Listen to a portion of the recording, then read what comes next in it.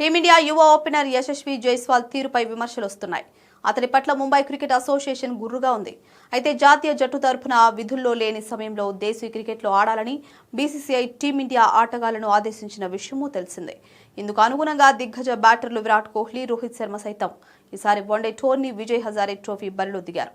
కోహ్లీ ఢిల్లీ తరఫున, రోహిత్ ముంబైకి ఆడి సత్తా చాటారు. ఇక యువ ఓపెనర్ యశస్వి జైస్వాల్ సైతం సొంత జట్టు ముంబై తరఫున ఈ టోర్నీలో 2 మ్యాచ్లు ఆడాడు. కానీ ప్రస్తుతం ముంబై జట్టు రంజీ ట్రోఫీ 2వ దశ మ్యాచ్లతో బిజీగా ఉంది. ఇందులో భాగంగా హైదరాబాద్తో ముగిసిన మ్యాచ్లో ముంబై 9 వికెట్ల తేడాతో ఘన విజయం సాధించింది. తద్వారా నాకౌట్ దశకు అర్హత సాధించింది. తదుపరి మ్యాచ్ సొంత మైదానంలో ఢిల్లీ జట్టుతో ముంబై తలపడనుంది. కెప్టెన్ శార్దూల్ ఠాకూర్ సహా వెటరన్ స్టార్ అజింక్య రహానే వ్యక్తిగత కారణాల వల్ల ఇప్పటికే జట్టుకు దూరంగా ఉన్నారు.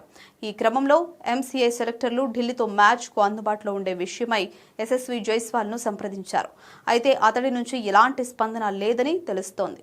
దీంతో జైస్వాల్ను ఎంపిక చేయబోమని ఎంసీఏ వర్గాలు స్పష్టం చేశాయి.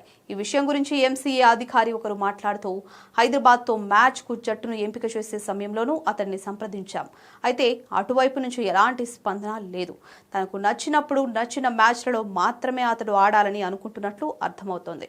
తదుపరి మ్యాచ్ కోసం అందుబాటులో ఉంటాడా లేదా అని అడిగినప్పుడు కూడా అతడి నుంచి స్పందన లేదు. అందుకే ఢిల్లీతో మ్యాచ్కు అతడి పేరును పరిగణలోకి తీసుకోవడమూ లేదు.